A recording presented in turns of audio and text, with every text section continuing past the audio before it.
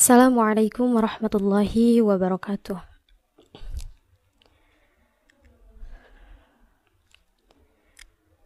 A'udzu billahi minasy syaithanir rajim. Bismillahirrahmanirrahim. Inna fatahna laka fatham mubina liyaghfira laka Allahu ma taqaddama min dhanbika wa ma ta'akhkhara wa yutimma ni'matahu 'alayka wa yahdiyaka siratan mustaqima wa yansuruka Allahu nasran 'aziza huwallazi anzala as-sakinata fi qulubil mu'minina liyazdadu imanan ma'a imanihim walillahi junudus samawati wal ard wa kana Allahu aliman hakima liyudkhilal mu'minina wal mu'minati jannatin tajri min tahtihal anharu khalidina fiha wa yukaffiru anhum sayyi'atihim wa kana dhalika 'indallahi fawzan 'azima wa yu'adzibal munafiqina wal munafiqati wal musyrikina wal musyrikati adh-dhannina billahi dhannas sawu والمشركين والمشركات الظانين بالله ظن السوء عليهم دائرة السوء وغضب الله عليهم ولعنهم وأعد لهم جهنم وساءت مصيرا ولله جنود السماوات والأرض وكان الله عزيزا حكيما إنا أرسلناك شاهدا ومبشرا ونذيرا لتؤمنوا بالله ورسوله وتعزروه وتوقروه وتسبحوه بكرة وأصيلا إن الذين يبايعونك إنما يبايعون الله يد الله فوق أيديهم فمن نكث فإنما ينكث على نفسه ومن أوفى بما عاهد عليه الله فسيؤتيه أجرا عظيما سيقول لك المخلفون من الأعراب شغلتنا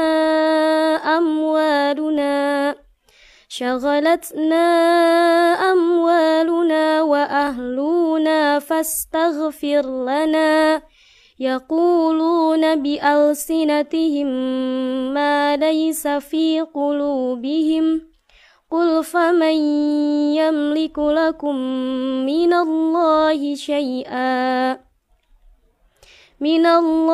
شيئا إن أراد بكم ضرا أو أراد بكم نفعا بل كان الله بما تعملون خبيرا بل ظننتم أن لن ينقلب الرسول والمؤمنون إلى أهليهم أبدا وزين ذلك في قلوبكم وظننتم ظن السوء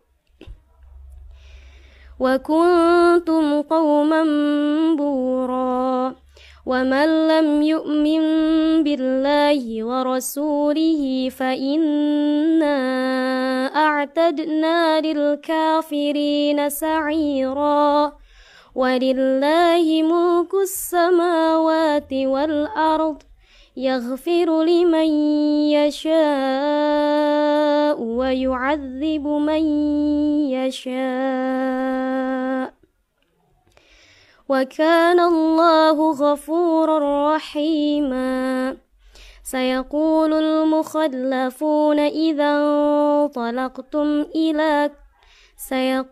المخلفون إذا انطلقتم إلى مغانم لتأخذوها ذرونا نتبعكم يريدون أن يبدلوا كلام الله قل لن تتبعونا كذلكم قال الله من قبل فسيقولون بل تحسدوننا بل كانوا لا يفقهون إلا قليلا قل للمخلفين من الأعراب ستدعون إلى قوم أولي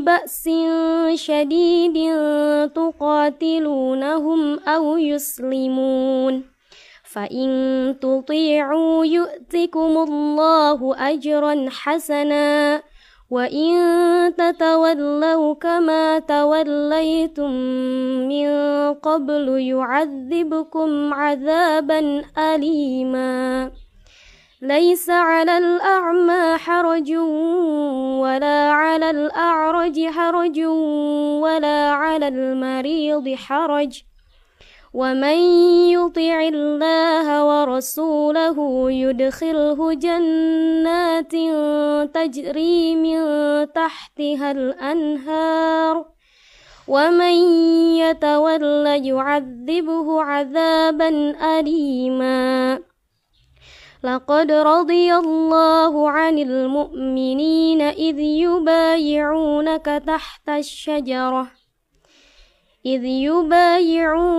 تحت الشجرة فعلم ما في قلوبهم فأنزل السكينة عليهم وأثابهم فتحا قريبا ومغانم كثيرا يأخذونها وكان الله عزيزا حكيما وعدكم الله مغانم كثيرة تأخذونها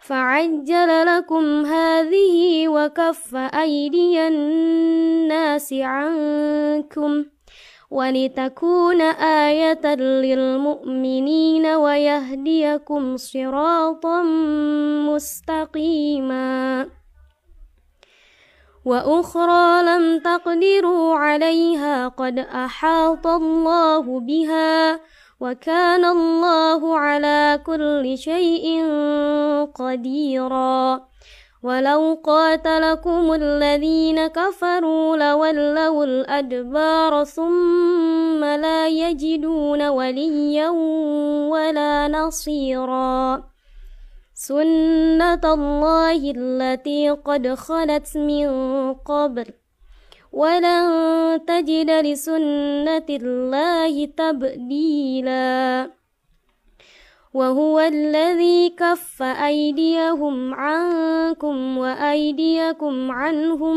ببطن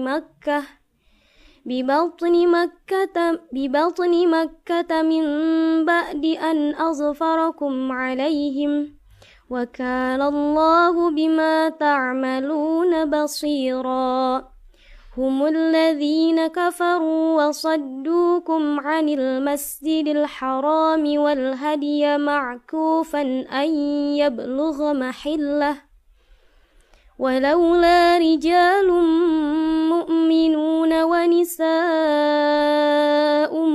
مؤمنات لم تعلموهم أن تطؤوهم فتصيبكم منهم معرة بغير علم ليدخل الله في رحمته من يشاء لو تزيلوا لعذبنا الذين كفروا منهم عذابا أليما إذ جعل الذين كفروا في قلوبهم الحمية حمية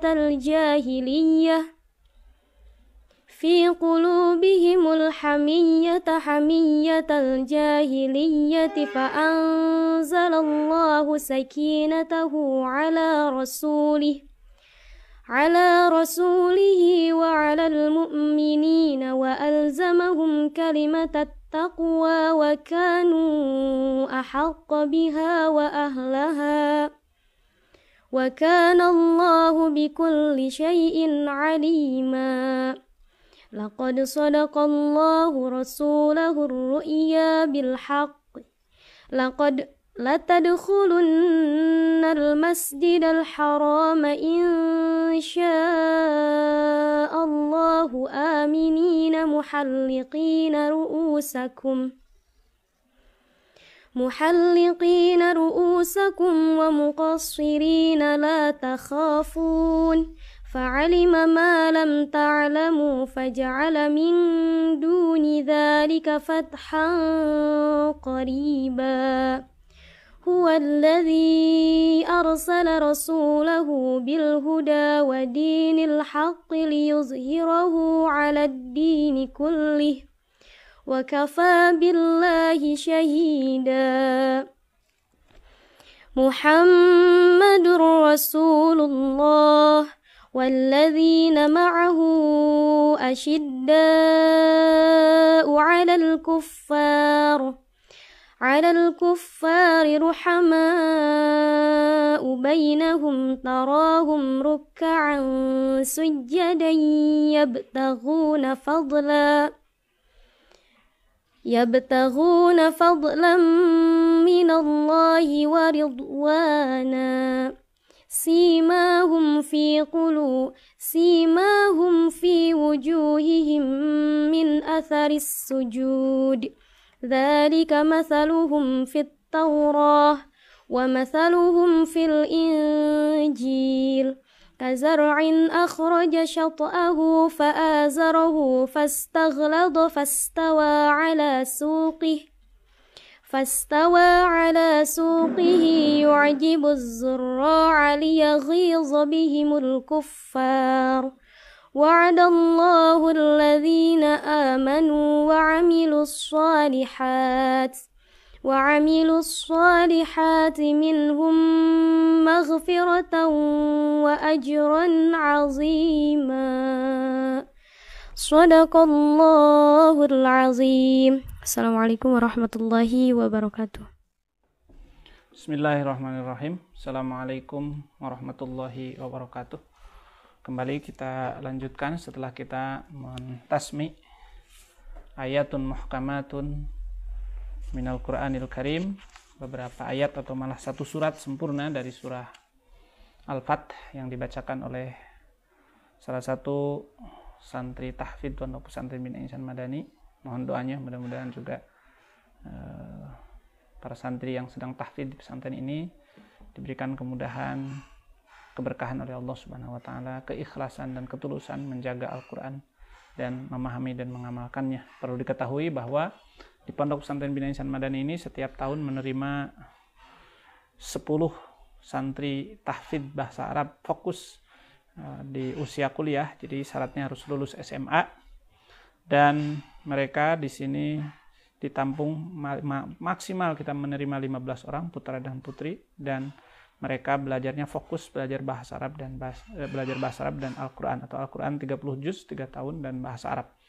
Dan bagi yang mungkin agak kesulitan dari sisi biaya, kita berikan beasiswa. Jadi silakan saja nanti segera mendaftar melalui pendaftaran VSB Pondok Pesantren Bina Ihsan Madani, dan syaratnya lulus atau usia SMA ya. Tidak harus punya ijazah SMA, tapi usia SMA, sehingga nanti bisa mengikutinya dengan maksimal.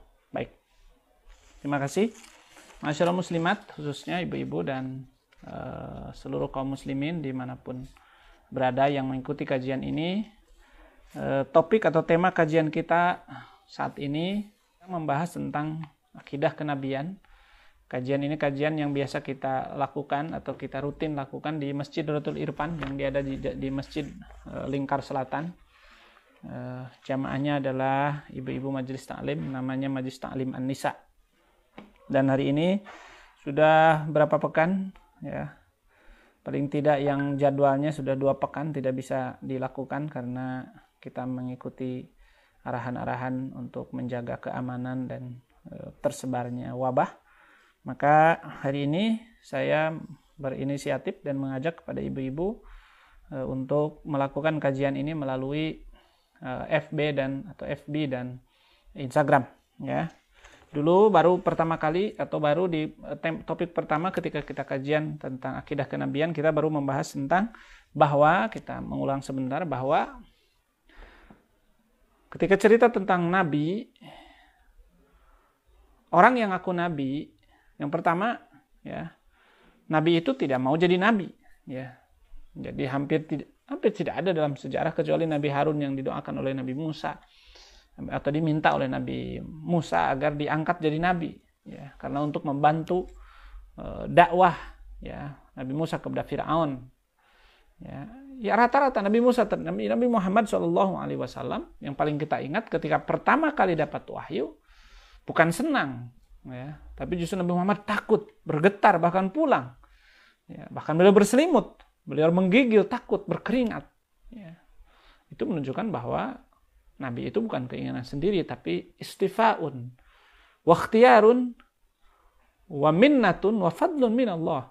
Oleh sebab itu ulama mengatakan an-nubuwah itu la tuktasab. Kenabian itu tidak bisa diusahakan.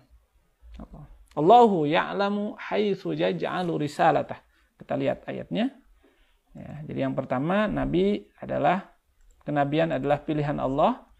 Dalilnya Allahu a'lamu haitsu yaj'alu risalatah. Allah lah yang tahu di mana dia akan menyimpan atau menitipkan kerasulannya atau misinya, yaitu surah Al-An'am ayat 124. Surah Al-An'am ayat 124 atau surah 6 ayat 124. Wa idza ja'atuhum ayatun qalu lan nu'mina hatta nu'ta mithla ma utiya rusulullah. Allahu a'lamu haitsu yaj'alu risalatah. Sayusibul ladzina ajramu sagharun 'indallah. Sayusibul ladzina ajramu sagharun 'indallahi wa 'adzabun syadidun bima kanu yamkurun. Kalau datang satu ayat, satu bukti kebenaran para nabi, mereka mengatakan kami tidak akan beriman sampai kami diberi mukjizat itu. Ya. Dijawab sama Allah, Allahu a'lamu haitsu yaj'alu risalatah. Allah yang itu pilihan, tidak bisa kemauan sendiri. Itu yang pertama. Ya. Dalilnya surah 6 ayat 124. Itu yang pertama. Yang kedua, selain pilihan, jadi nabi itu orang yang dikatakan nabi itu harus punya bukti kenabian. Ya. Karena nabi itu pembawa berita. Dari kata nabaun. Nabiyun itu isim fa'ilnya. Ya. Rasulun itu utusan. Berarti ada mursil, ada yang mengutus. Ada mursal yang diutus. Ada mursal ilaih, orang yang seperti seorang presiden mengirim surat. Ada presidennya yang menandatangani surat itu. Isi surat itu tergantung presiden. Dikirimkannya kepada siapa tergantung presiden. Presiden milih. Yang disuratinnya juga tergantung presiden. Ya. Itu pilihan presiden. Nah, kemudian orang yang bawa surat dari presiden harus ada bukti. Jangan setiap orang ngaku bawa surat dari presiden tapi nggak ada bukti. Misalnya kalau presiden ada tanda tangannya, stempelnya, kopnya, semuanya, dan layak dia dikatakan surat dari presiden. Maka demikian juga seorang manusia yang membawa misi dari Allah Subhanahu wa taala, membawa tugas dari Allah Subhanahu wa taala, membawa risalah dari Allah Subhanahu wa taala, itu harus dibuktikan dengan apa buktinya? Bahwa engkau ini utusan Allah. Apa yang menunjukkan bahwa engkau ini nabi yang membawa ajaran dari Allah? Kalau tadi utusan presiden harus membawa ada stempel kepresidenan, ada tanda tangannya, maka ini juga perlu bukti-bukti yang menunjukkan itu dari Allah. Perlu bukti-bukti yang menunjukkan bahwa dia itu dapat misi, dapat tugas dari Allah. Nah, itulah yang kita bahas dengan mukjizat sebagai tanda kenabian. Andai ada orang yang ngaku nabi, sering di kehidupan kita orang ngaku-ngaku nabi, tapi tidak diberikan bukti kenabian, yaitu mukjizat namanya, maka itu bukan nabi. Banyak di kita di Indonesia kadang-kadang ada orang ngaku nabi. Ya. Ada yang ngaku nabi, dulu ada yang ngaku malaikat Jibril ya. Ya lucunya itu orang yang ngaku nabi dengan yang ngaku malaikat Jibril katanya dipertemukan aja gampang. Kalau kenal berarti dia beneran, tapi kalau nggak kenal ketika ditanya katanya sama polisi, Lia Eden kenal nggak sama ini? Sama yang ngaku nabi ini? Nggak kenal. Masa soal malaikat Jibril nggak kenal sama nabi? Itu kan anekdotnya istilahnya.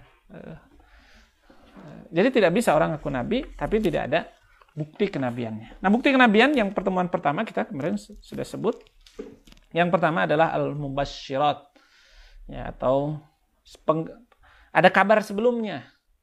Jadi Nabi Muhammad SAW itu sudah dikabarkan sebelumnya kalau beliau itu memang nabi nanti yang akan diutus oleh Allah. Jadi di kitab-kitab sebelum Al-Quran, ya kemarin sudah kita baca di surah 7 ayat 157, surah Al-A'raf 157, ya. Al-A'raf 157. Surah 7 157, alladzina yattabi'una ar-rasulan nabiyyal ummiyya alladzi yajidunahu maktuban indahum fit Taurati wal Injil. Itu maktub fit Taurat dan Injil. Bahwa akan ada seorang nabi namanya Muhammad atau Ahmad dan seterusnya. Dan itu sudah tertulis sehingga Abdullah bin Salam ketika mendengar ada orang yang mengaku nabi dan jelas karakternya, sifat-sifatnya, orangnya ini dan sebagainya, dia masuk Islam. Ya, setelah tandanya begini, buktinya bisa ini dan sebagainya, masuk Islam. Abdullah bin Salam dan sebagainya banyak. Salman Al-Farisi yang mencari-cari karena menemukan di kitab-kitab suci sebelumnya. Nah, ini mubasysyirat. Atau dalilnya surah Asy-Syura ayat 26. Surah Asy-Syura ayat 26. Wa innahu lafi zuburil awwalin. Wa innahu, dan sesungguhnya Rasulullah itu lafi zuburil awwalin, ada dalam kitab-kitab terdahulu. Sudah ditulis, sudah dikabarkan. Itu namanya mubasysyirat. Ya. Oleh sebab itu di dalam surah Al-Qasas, surah 28 ayat 52, surah Al-Qasas surah 58 ayat 2 dikatakan, alladzina atainahumul kitaba min qablihi hum bihi yu'minun. Orang-orang yang menerima kitab sebelum Rasulullah itu sudah beriman kepada kerasulan Rasulullah SAW. Alladzina atainahumul kitaba min qablihi hum bihi mu'minun. Mereka beriman. Nah, bahkan di surah Al-Baqarah banyak diulang. Beberapa kali Allah mengatakan alladzina atainahumul kitaba ya'rifunahu. Kita lihat ayatnya ayat berapa. Nah, ini bukti bahwa ya'rifunahu. Ya, ada di surah Al-Baqarah. Surah Al-Baqarah ayat 147 yang pertama. Ya, menarik, coba dibaca. Ayat 146 ya, maaf. Ayat 146. Surah 2 ayat 146. Alladzina atainahumul kitaba ya'rifunahu kama ya'rifuna abna'ahum. Wa inna fariqam minhum la yaktumuna al-haqqa wa hum ya'lamun. Alladzina atainahumul kitab. Orang-orang yang diberikan Alkitab itu ya'rifunahu. Mereka mengenal Rasulullah. Kama ya'rifuna abna'ahum, seperti mereka mengenal anak mereka sendiri. Bayangkan, sampai sedetail itu. Al-Quran menggambarkan bahwa orang-orang yang mendapatkan kitab suci sebelum datang Al-Quran, para rasul dan para sahabat, rasul-rasul sebelumnya, agama Islam yang dengan bentuk syariat-syariat sebelumnya itu mengenal Rasulullah seperti mereka mengenal anaknya, detail rambutnya seperti apa, warna kulitnya seperti apa, tinggi badannya seperti apa, akan diutusnya di mana, detail. Ya, jadi jelas. Kemudian surah 6 atau surah Al-An'am ayat 20. Surah Al-An'am ayat 20. Juga sama, bunyinya hampir sama.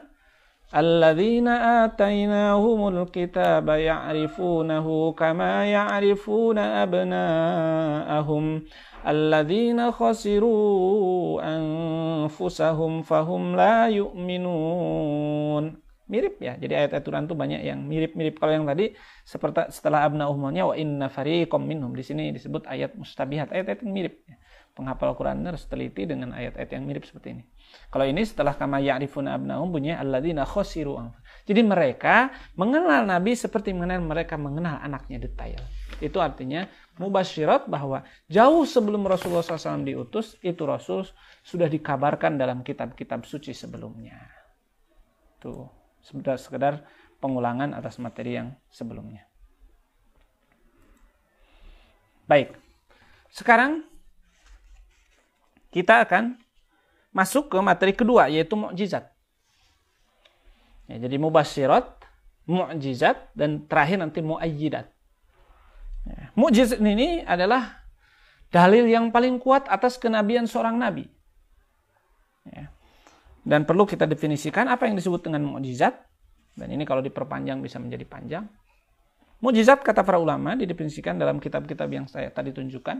Ya, dalam kitab Syarhul Maqasid ini diantaranya. Dalam kitab Syarhul Mawaqif yang ini yang ada 8 juz, 4 jilid. Ya, dan dalam kitab yang kemarin Imam Al-Amidi ini ada 5 jilid, kitab akidah juga. Rata-rata paling tidak kalau kita simpulkan, mereka menyimpulkan yang disebut dengan mukjizat itu adalah amrun khariqun lil 'adati yudhiruhu Allahu ala yaddi mudda'in nubuwati tasdiqan li da'wah. Amrun khariqun lil 'adati yudhiruhu Allahu ala yaddi mudda'in nubuwati tasdiqan li da'wahu. Tasdiqan li da'wahu. Jadi segala hal yang tidak sesuai aturan adat kebiasaan. Jadi disebutnya satu perkara yang di luar biasa. Dia mendobrak hukum kebiasaan. Hukum alam biasa itu didobrak. Api panas, air dingin, ya, dan seterusnya. Ya. Itu didobrak menjadi tidak begitu. Untuk apa? Di mana dibuktikannya? Yudhiruhullahu ala yaddi mudda'in nubuwati. Allah nampakkan dalam kekuasaan, dalam genggaman orang yang nabi. Nah, api jadi dingin, air jadi panas, dan seterusnya. Tempat jauh menjadi dekat misalnya. Untuk apa? Tasdiqun li da'wahu, untuk membenarkan bahwa dia itu benar-benar nabi. Karena yang bisa membuat api dingin hanyalah pencipta api. Yang membuat air tidak mengalir pada di dataran tinggi ke dataran rendah seperti zaman Nabi Musa. Anidrib bi'asokal hajar fanfajarat. Ya, atau apa? Fanfalaqa fakana kullu firfin qattaudil azim, maka air itu menjadi terbelah begini dan dia tidak mengalir, tidak menyatu, tidak turun ke bawah, dia tetap terpisah begini seperti gunung yang kemudian terbuka jalan untuk Nabi Musa. Atau Nabi Ibrahim yang dibakar kemudian Allah mengatakan kuni bardan wasalaman ala Ibrahim. Itu kan di luar kebiasaan. Allah berikan untuk menunjukkan kebenaran pengakuan nabi-nabi yang mengaku bahwa mereka membawa risalah dari Allah SWT. Itu definisi mukjizat. Dan dari sini sebenarnya kalau para ulama dijabarkan lagi, nanti kalau sekedar tidak biasa mendobrak hukum kebiasaan, tapi nampak bukan kepada orang yang mengaku nabi, misalnya nampaknya di orang soleh, maka itu namanya karamah. Orang rajin ibadah, baik kepada sesama dan sebagainya, yang kemudian menjadi wali itu. Dan wali itu adalah salah satu bahasan dalam akidah. Keyakinan terhadap wali itu niscaya harus kita percaya. Tanpa siapa walinya itu yang ada, itu tidak qat'i, tapi tentang kewaliannya itu qat'i, ada ayatnya, ada hadisnya. Ala inna awliya Allahi la khawfun alaihim wa la hum yahzanun alladzina amanu wa kanu yattaqun. Surah Yunus. Ya, sesungguhnya waliullah itu tidak punya rasa cemas, rasa takut. Hidupnya dijamin oleh Allah. Siapa waliullah? Alladzina amanu wa kanu yattaqun. Nah, di antara bukti waliullah itu dia diberikan oleh Allah khawarikul adat, sesuatu yang tidak biasa. Ya, misalnya bisa di jalan di atas lautan, bisa terbang, bisa dan sebagainya. Ya, tapi dia orang soleh, maka itu namanya khawarikul adat. Nah, itu namanya bukan mukjizat karena dia tidak ngaku nabi. Dan tidak boleh sekarang ada orang ngaku nabi. Misalnya dulu sebelum Nabi Muhammad, hal-hal seperti itu, maka itu namanya menjadi kewalian atau menjadi karomat, tanda, itu penghormatan dari Allah. Kalau ini bukti kebenaran Nabi, kalau itu takrim dari Allah Subhanahu wa taala kepada seorang wali. Kemudian juga khawarikul adat, sesuatu yang tidak biasa itu jadi bisa mukjizat, bisa karamat, bisa juga irhas, yaitu kepada orang yang akan mau jadi nabi. Seperti Nabi waktu kecil, itu bukan mukjizat. Ya, Nabi sebelum diangkat jadi nabi, kemudian banyak hal-hal yang ajaib yang terjadi pada Nabi di luar kebiasaan, itu maka namanya irhas. Ada juga kepada orang mukmin biasa, misalnya orang-orang biasa, ibadahnya biasa, tapi ketika kebakaran, seluruh manusia kebakaran, kecuali dirinya sendiri keluar dari kerumunan. Padahal dia tidak ada yang istimewa dalam dirinya, dosa, kadang-kadang berdosa, ibadahnya biasa saja seperti orang mukmin biasa, tidak istimewa seperti seorang wali. Nah, maka itu disebutnya ma'unah, pertolongan dari Allah Subhanahu wa taala. Jadi jangan GR dulu. Kalau kita orang semuanya kena, terus kita tidak kena, jangan wah wali dilawan, nggak bisa. Yang menunjukkan wali dan tidaknya bukan diberikan keajaiban dalam akidah itu. Yang menunjukkan kewalian dan tidaknya dua syaratnya. Alladzina amanu wa kanu yattaqun. Al-iman wa taqwa. Dan kalau disebut al-iman wa taqwa itu bukan berarti rajin ke masjid, rajin baca Quran saja, tapi baik hubungannya dengan Allahnya sempurna yang dijelaskan dalam hadis Arba'in, ya.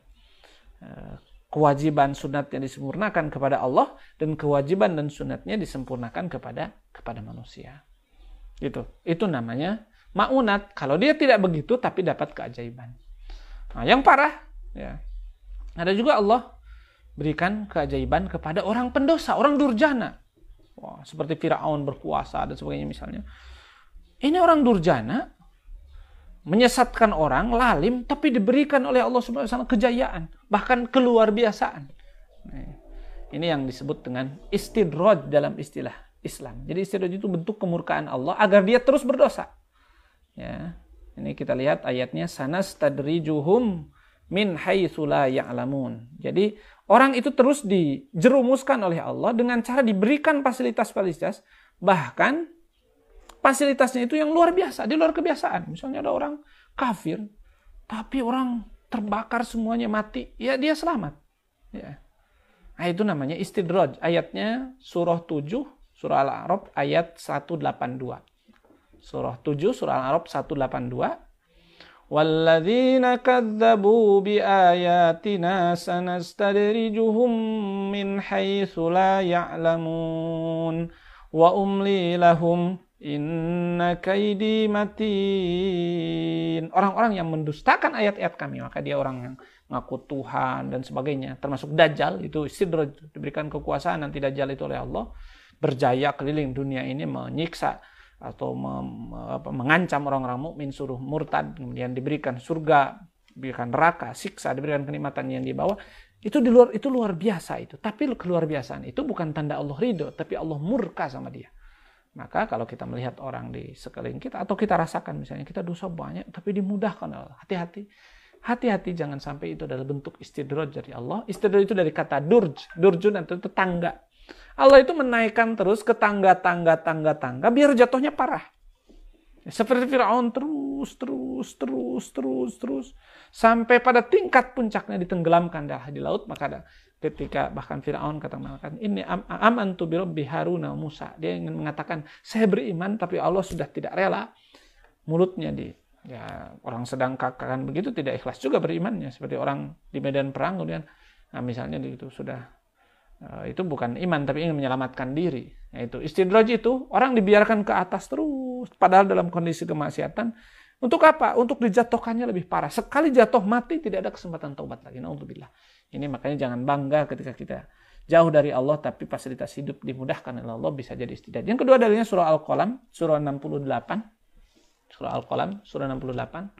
Silakan bisa dibuka. Surah Al-Qalam, surah 68, ayat 44.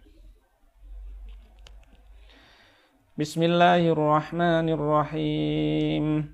Fadarni wa man yukadzibu bihadzal hadithi sanastadrijuhum min haitsu la ya'lamun wa umli lahum inna kaydi matin am tas'aluhum ajran fahum min maghramin muthqalun.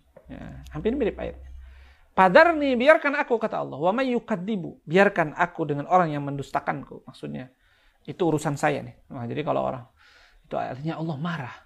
Jadi, kita kadang, ya Allah, itu durjananya orang-orang penjahat yang menjajah negeri-negeri Islam, yang merampas harta saudara-saudara kita. Kita kadang, marah gitu. Kata Allah, fadarni, biarkan aku yang menyelesaikannya. Biarkan, itu urusanku, kata Allah. Na'udzubillah, ini orang yang istidraj itu sudah urusannya diambil alih sama Allah. Jadi kalau biasanya Allah biasanya salah satu sunnatullah itu adalah Allah itu menyiksa orang kafir dengan tangan orang mukmin. Ya, itu dijelaskan dalam Al-Qur'an. Saya lupa ayatnya. Ketika perang orang kafir kalah, itu bentuk siksaan bagi orang kafir lewat tangan mukmin. Tapi ada di antara mereka yang kata Allah apa? Fadharni, biarkan aku. Wa may yukadzibu, biarkan, ini urusan saya nih. Apa kata Allah ancamannya? Sanastadrijuhum min haitsu la ya'lamun. Surah Al-Qalam ayat 44-45. Biarkan, akan aku terus biarkan dia naik daun, popularitasnya terus naik, jabatannya terus naik, harta usahanya terus naik. Tapi semakin jauh, sampai murtad kepada Allah. Allah akan jatuhkan parah, sekali terjatuh tidak ada kesempatan bertaubat. Itulah namanya istidraj. Itulah keajaiban yang diberikan kepada orang yang begitu. Itu memang termasuk khawariqul adat. Bisa jadi hampir mirip dengan mukjizat, hampir mirip dengan karamat. Tapi yang menjadi catatan bukan keajaiban. Wah, hidup jangan mencari keajaiban. Wah, ini ada orang hebat nih, luar biasa. Jangan dilihat. Kata Imam Ghazali, kalau kau melihat orang bisa terbang di atas awan, bisa jalan di atas laut, jangan kau tertipu. Lihat ibadahnya, lihat akhlaknya, lihat akidahnya, lihat perilakunya. Bisa jadi dukun, bisa jadi pesihir. Pesihir juga dapat khawariqul adat. Ada di antara pesihir yang dapat tidak biasa. Ya, walaupun tidak biasanya itu sebetulnya hanya bisa jadi karena kecepatan seperti orang sulap dan sebagainya. Tapi paling tidak, walaupun dia punya keajaiban, katakan itu bukan nabi, itu pesihir. Karena nabi itu harus dapat risalah dari Allah Subhanahu wa taala, dan apalagi sekarang sudah ditutup kenabian. Siapa yang ngaku nabi maka murtad. Ya. Kemudian kalau kita ingin mengatakan wali, lihat akhlaknya. Ya, karena bisa jadi kalau akhlak yang tidak baik, sekedar orang mukmin biasa, itu hanya pertolongan Allah saja, kasih sayang Allah Subhanahu wa taala. Masyaallah muslimin wal muslimat rahimakumullah, khususnya jamaah pengajian Masjid Radatul Irfan yang dirahmati Allah Subhanahu wa taala. Itu definisi mukjizat. Nah, mukjizat itu kemudian oleh para ulama dibagi menjadi paling tidak menjadi dua. Ya. Yang pertama mukjizat hissi. Mukjizat fisik. Bisa diraba, bisa dilihat. Ada mukjizat maknawi, sifatnya imateri, tapi bersifat nilai. Ya, bersifat sesuatu yang bernilai. Nah, mukjizat Rasulullah SAW, mukjizat para Rasulullah, ya khusus yang sedang kita bahas di sini, itu terbagi dua. Satu mukjizat hissi, mukjizat fisik. Ya. Di antara mukjizat fisik adalah, misalnya menangisnya kayu pohon kurma mimbar Rasulullah ketika Rasul pindah ke mimbar yang baru. Itu kan, itu keajaiban tuh. Kita nggak pernah mendengar pohon menangis atau tertawa, tersenyum. Karena pohon itu ya sifatnya dia benda mati istilahnya. Ya, walaupun dia jismun namin, benda yang bisa berkembang, tapi dia tidak mutaharik, tidak bisa punya keinginan seperti binatang. Tapi satu bentuk kemujizatan itu pernah nangis. Mimbar Rasulullah itu karena Nabi Rasul ganti mimbar baru. Kemudian, nah ini ada hadis-hadisnya sahih. Bahkan ada ini bagi ibu-ibu dan bapak-bapak, mohon maaf, yang mau memperdalam mukjizat-mukjizat Rasulullah dan mudah dalam bentuk bahasa yang dan detail. Ini ada buku yang ditulis oleh Said Nursi, ya, Badi'uz Zaman Said Nursi, seorang ulama dari Turki yang berjuang ya di tengah badai materialisme dan hedonisme ketika Turki disekulerkan, ada seorang ulama yang menjadi penerang di Turki, namanya Baidu'z-Zaman Sa'id Nursi. Ini sudah dicetak dan diterjemahkan. Ya, saya kira bukunya mudah-mudahan mudah didapat. Ini khusus membahas kumpulan mukjizat Nabi Muhammad SAW. Lebih dari 300 mukjizat Rasulullah ada di sini. Ya. Ini cetakan Risalah Press, Risalah Nur Press. Memang itu percetakan yang khusus mencetak buku-buku beliau. Judulnya Kumpulan Mukjizat Nabi Muhammad SAW. Bisa dibaca di sini, detail banyak sekali. Ya tadi itu, lebih dari 300 mukjizat yang dikumpulkan dalam kitab ini. Silakan. Nanti saya kirim fotonya jika ada yang ingin lebih jelas melihat gambarnya. Ya, untuk beli di online sekarang di toko-toko buku bisa japri ke nomor handphone saya 085722648181 untuk nanti saya fotokan bentuk bukunya. Itu bagus. Saya sudah baca-baca selewat, luar biasa. Disampaikan dalam bentuk rinci, detail, tapi mudah difahami. Itu yang membahas tentang mukjizat Nabi. Di antaranya misalnya seperti tadi, berzikirnya batu-batu kerikil yang digenggam di tangan Rasulullah, itu ada hadis-hadisnya. Jadi batu digenggam oleh Nabi, zikir batunya, terdengar suaranya. Masya Allah. Kemudian keluarnya air dari sela-sela jemari Rasulullah, ini ada di hadisnya. Hadis sahih juga, hadis sahih Bukhari Muslim. Ya. Rasulullah dan para sahabat pernah minta air. Ya. Dan dibawalah air satu wadah begitu. Dan para sahabat banyak, airnya cuma segitu. Ya. Kata sahabat ini nggak akan cukup. Maka Rasulullah memasukkan tangannya. Masukkan ke dalam ember itu. Kemudian kata para sahabat, kata Rasulullah, silakan wudhu. Ya. Semuanya berwudhu dan air itu nggak pernah habis. Terus saja tangan Rasulullah dibeginikan sampai semua sahabat berwudhu. Dan cukuplah air itu untuk semua para sahabat yang ada di saat itu. Ya, jadi keajaiban itu bukan sesuatu yang mustahil. Ya. Jangan dikatakan itu tidak ilmiah, tidak saintis. Nah, kita sudah termakan oleh keilmuan Barat yang menolak hal-hal yang sifatnya kekuasaan Allah, karena mereka menyampingkan Allah Subhanahu wa ta'ala. Dan itu dilihat oleh para sahabat, diceritakan kepada kita. Ya. Kemudian juga memperbanyak makanan yang sedikit hingga cukup untuk banyak orang juga pernah. Ya. Rasulullah dan para sahabat pada satu pertemuan, hari kambingnya cuma satu, makanannya cuma sedikit, di pasar sahabatnya ratusan orang. Ya, kemudian dipegang oleh Rasulullah SAW makanan itu. Kemudian semua orang makan makanannya itu nggak habis-habis.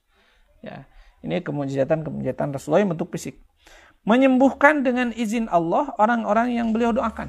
Ya, ada orang buta didoakan oleh Rasulullah SAW, mustajab doanya. Ya, kemudian dikabulkan.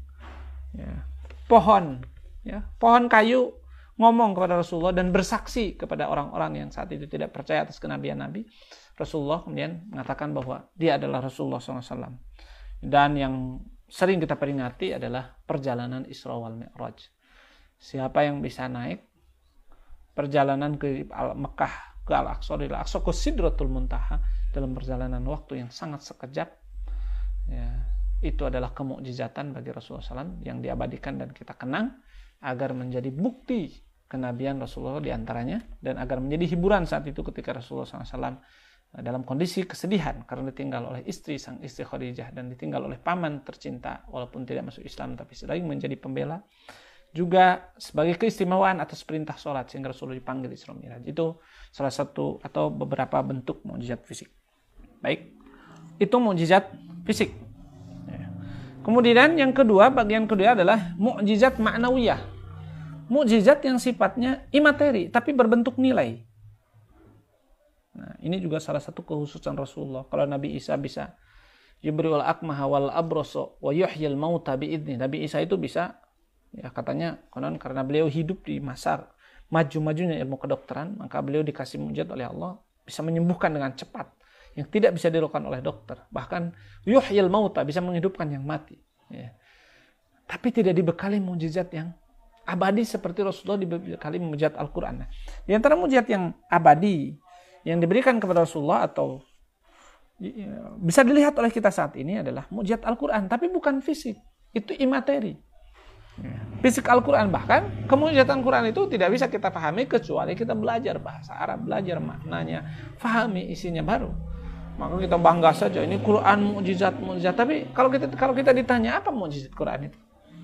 Apa hebatnya Quran itu? Kalau kita tidak mempelajari secara terus-menerus, maka kita tidak akan pernah bisa menjawab dan yakin 100%. Menjadi akidah bahwa Quran itu ajaib, Quran itu istimewa. Coba kalau kita tanya, apa keistimewaan Quran?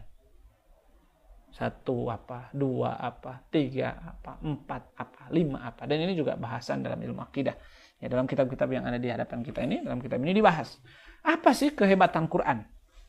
Ya, paling tidak di sini ada beberapa poin. Yang pertama, Al-Quran itu tuh hebat. Dari sisi apa? Yang pertama, pilihan kata dan susunan kata. Ya, jadi kalau ditanya apa hebatnya Quran? 1, Quran hebat, ajaib dalam pilihan kata dan ajaib dalam menyusun kata. Ya, emang istimewanya apa ya? Kita nggak paham bahasa Arab. Sastrawan di zaman Rasulullah Sallallahu Alaihi Wasallam, bahkan dalam sejarah para sastrawan itu sering ngintip. Kalau Rasulullah SAW salat malam dengan keras membaca ayat-ayat Quran, mereka menikmati, ya, sampai menggerak-gerakkan kepalanya. Dan satu sastrawan dengan sastrawan ini kadang ketemu di belakang di Masjidil Haram itu. Ya, dan kamu datang juga ke sini gitu. Oh iya datang. Jangan bilang-bilangnya besok. Soalnya kalau masyarakat tahu kita datang ke sini dan kita juga terkagum dengan ayat-ayat yang dibawa Muhammad, orang bisa masuk Islam. Ya, sampai seperti itu. Ya. Dan jika perlu bukti pengakuan yang jelas terang-terangan, ada satu kisah. Ya.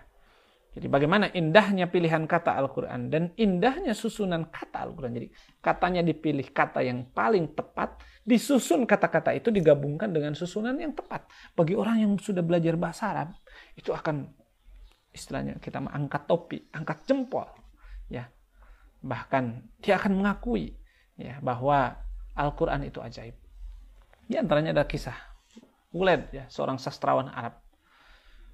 Ulaid pernah mendapatkan misi untuk menghentikan dakwah Rasulullah Sallallahu Alaihi Wasallam. Orang-orang Quraisy sudah kehabisan akal untuk menghalangi dakwah Rasulullah dengan penyiksaan, dengan apa tidak ada artinya. Akhirnya mereka berkumpul, ya, rapat, melakukan musyawarah, melakukan persekongkolan bagaimana menghentikan dakwah Muhammad ini.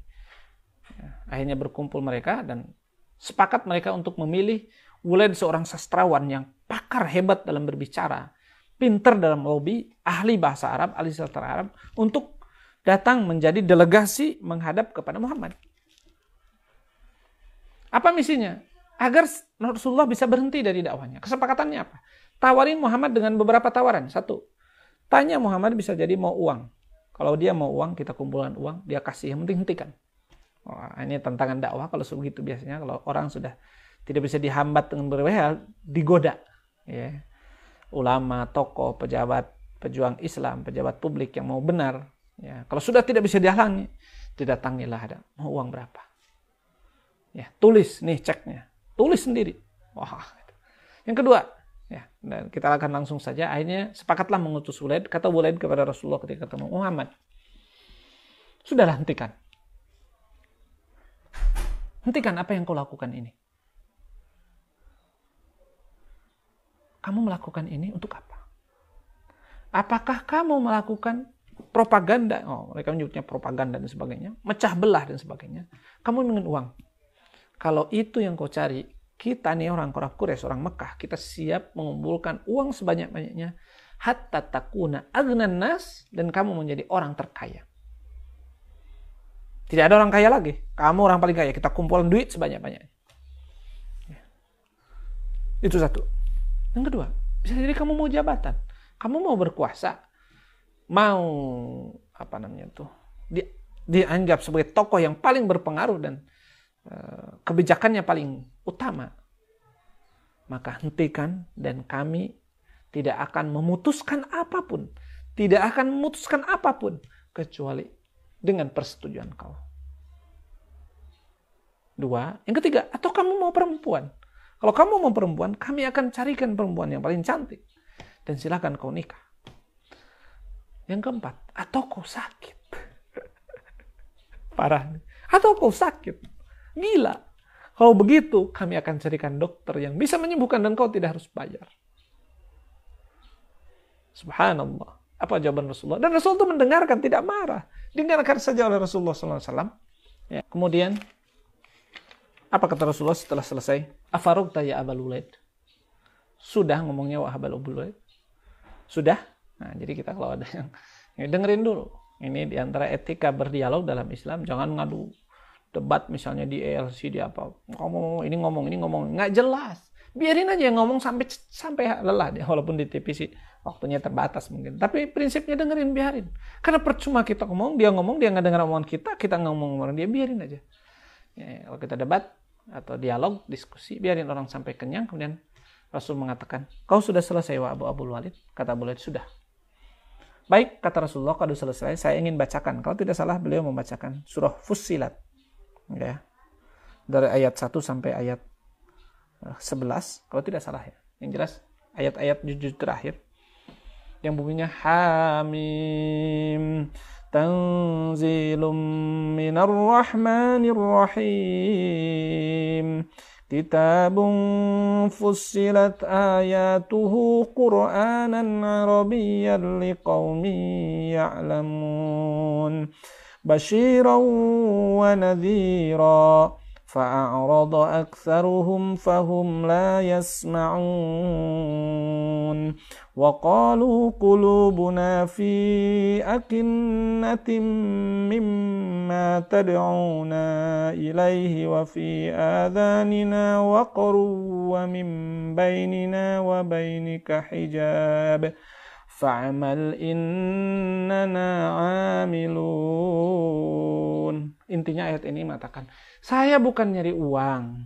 Ya, Rasul ingin mengatakan begitu, tapi caranya dengan dibacakan Quran. Saya bukan mencari jabatan, saya bukan nyari apapun. Hamim, tanzilum minar rahmanir rahim, kitabun fussilat ayatuhu. Summa uhkimat min ladun hakimin khabir. Ini ayat Quran, ini misi dari Allah Subhanahu wa taala. Maka lemeslah ketika mendengar ayat-ayat ini. Berubahlah wajah Walaid. Bergetarlah. Bahkan katanya meneteskan air mata. Kemudian dia pulang. Kata orang-orang Quraisy, ini seorang sastrawan. Apa yang kau temukan wahai Abul Walaid? Wajahmu jadi berubah begitu. Kata Abul Walaid. Wallahi. Demi Allah saya mendengar dari orang itu, dari Muhammad itu. Inna alaihi lahawawah. Wa inna lahu latolawah. Wa inna a'lahu lamugdik. Wa inna asfalahu lamuthmir. Innahu laysa bikalamil bashar. Innahu laysa bisihr. Itu kesaksian sastrawan. Bahkan kalau tidak salah, ada yang kelewat tadi, dia mengatakan apa? Tidak ada orang Arab yang paling sastrawan. Orang yang paling paham syairan. Orang yang pintar menyusun sastra, menyusun prosa, menyusun apapun dalam bahasa Arab kecuali saya. Jadi dia diakui oleh orang Arab orang yang paling hebat. Tapi apa kata dia? Yang saya dengar dari orang itu bukan syairan, bukan sastra, bukan prosa, bukan susunan kalangan manusia. Sungguh kata-katanya indah, maknanya padat, pesannya bagus. Dan itu bukan sihir. Apa kata Abu Jahal? Abu Walaid, ngomong apa? Ngomong apa? Hati-hati. Maka kemudian innahu fakkara wa qaddar faqutila kaifa qaddar thumma qutila kaifa qaddar thumma nadhara wa abasa wa basar summa nadhara wastakbar faqala in hadza illa sihrun yusar. Setelah pasti saya nanti nggak digaji dong, nggak diapa, diputus dong dan sebagainya. Akhirnya mengatakan innahu sihrun yusar. Sihir. Padahal baru saja dia mengatakan bukan sihir. Itu salah satu kesaksian bahwa Al-Qur'an itu indah. Sekali lagi, satu dalam pilihan katanya, yang kedua dalam susunan katanya. Kalau kita belajar bahasa Arab, belajar ilmu balaghah terutama yang menentukan di sini, kita belajar ilmu balaghah, maka akan tahu indahnya baca Quran, akan tahu indahnya Al-Quran, akan tahu kemujizatan Al-Quran. Kita lanjut dengan kemujizatan Al-Quran yang kedua. Jadi satu, pilihan kata dan susunan kata. Indah, ya, maka, dan ini ditantang oleh Allah di surah Al-Isra, ya. Cukup surah Al-Isra, ya, tantangan atas susunan ini, surah Al-Isra atau surah 17 ayat 88. A'udzu billahi minasyaitonir rajim. Bismillahirrahmanirrahim. Qul la in ijtama'atil insu wal jinnu ala an ya'tu bimithli hadzal qur'ani la ya'tuna bimithlihi walau kana ba'duhum li ba'din dhahira. Qul, katakan, la in ijtama'atil insu, surah Al-Isra ayat 17. Surah Al-Isra ayat 88. Andai seluruh jin dan manusia berkumpul, bersepakat, bermusyawarah, bersekongkol untuk membuat yang mirip dengan Al-Quran, la ya'tuna bimislih, tidak akan mampu. Dan Allah sudah menantang. Allah tantang dalam surah Al-Baqarah. Wa in kuntum fi raibim mimma nazzalna ala abdina fa'tu bi suratim min mislih. Buat satu surat. Dalam surah Yunus dikatakan fa'tu bi asyri suwarim mislih. Buat yang mirip 10 surat. Ya. Kita akan lihat ayat-ayatnya biar bisa dibuka di rumah masing-masing. Bagaimana Allah menantang menyusun kata-kata yang mirip dengan Al-Quran, ditantang 1400 tahun yang lalu. Dan sampai hari ini tidak ada sastrawan Arab yang mampu seorang pun. Ya. Kita lihat. Yang pertama tadi dalilnya surah Al-Isra ayat 88. Yang kedua surah Al-Baqarah ayat 23. Ini sering kita dengar, wa in kuntum fi raibim mimma nazzalna ala abdina fa'tu bi suratin mithlih. Satu surat. Kemudian surah Yunus ayat 38. Surah 10 ayat 38. Bunyinya, am yaquluna iftarah qul fa'tu bi suratin mithlih wada'u man istata'tum min dunillahi in kuntum shadiqin. Surah 10 ayat 38. Mereka mengatakan, Muhammad ini buat-buat sendiri tuh ngarang. Kata Allah, kalau kamu menuduh begitu, coba kamu karang juga kalau begitu. Bikin satu surat saja. Inna a'tainakal kautsar fasholli lirabbika wanhar inna syani'aka huwal abtar. 3 ayat pendek doang bisa. Nggak ada yang bisa sampai hari ini. Jangankan kita orang Indonesia. Orang Arab saja, sastrawan Arab tidak bisa. Kemudian, itu surah Yunus ayat 38. Terakhir, surah Hud. Ya. Surah 11 ayat 13. Ini dimintanya 10. Ditantangnya bikin 10 surat. Am yaquluna iftarah qul fa'tu bi'ashri suwarim mithlih muftarayati wad'u man istata'tum min dunillahi in kuntum shadiqin. Jadi di sini ditantangnya 10 surat. Di surah Yunus 1 surat. Di surah Al-Baqarah semuanya mislihi. Ya, di surah Al-Isra semuanya. Ya, dan semuanya Allah mengatakan, silakan ajak seluruh manusia, bahkan man istata'tum, jin, manusia, sastrawan dari kumpulkan membuat satu surat pendek saja. Maknanya harus bagus, susunan katanya paling bisa menandingi indahnya Al-Quran, dan tidak ada yang bisa. Inilah salah satu bukti bahwa Al-Quran adalah kemukjizatan dari sisi pilihan kata dan dari sisi susunan kata, dan itu bisa kita perdalam nanti dalam tafsir yang membahas ajaibnya susunan Al-Quran. Ya. Kita lihat bahkan setelah ayat ke ayat gabungan, setelah surat ini ke surat ini, itu semuanya dikaji oleh Imam Al-Bukhari dalam satu tafsir khusus membahas hubungan antara ayat dan ayat, hubungan antara surat dan surat, kata dan kata. Kenapa setelah ini kata ini, tidak kata itu? Kenapa?